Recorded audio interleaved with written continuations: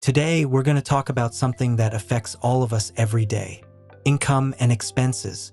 And you might wonder, why should I care?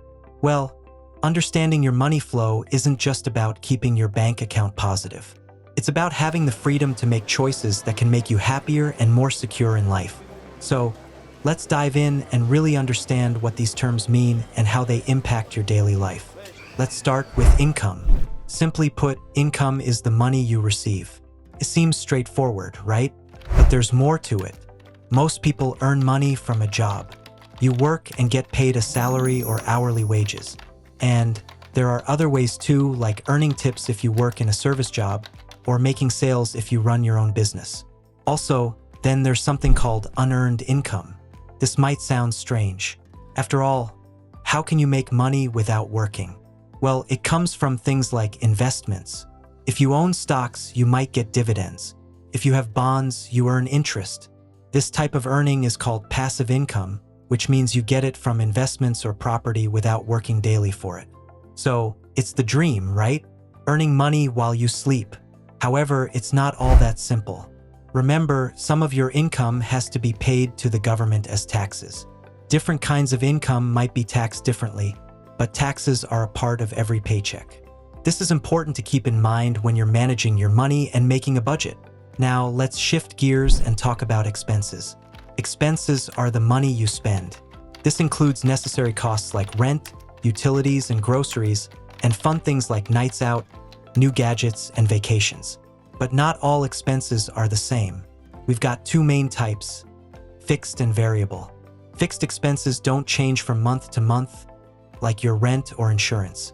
Variable expenses can go up and down, like your electric bill, gas for your car, or money spent on eating out. So, a key part of managing your finances is making sure your income is higher than your expenses. Sounds simple, but it's easy to let your spending increase until suddenly you're not saving money, or worse, you're dipping into savings or building up debt. That's why budgeting is crucial. It helps you track where your money goes, find ways to spend less, and save for future goals. Speaking of which, let's talk about setting financial goals. Whether it's buying a new laptop, saving for a dream vacation, or planning for retirement, knowing what you're aiming for can help keep you on track. It's about making your money work for you, not the other way around. But what if you find out your expenses are more than your income? This can lead to debt, which you want to avoid. If this happens, you might need to cut back on extra spending or find ways to increase your income.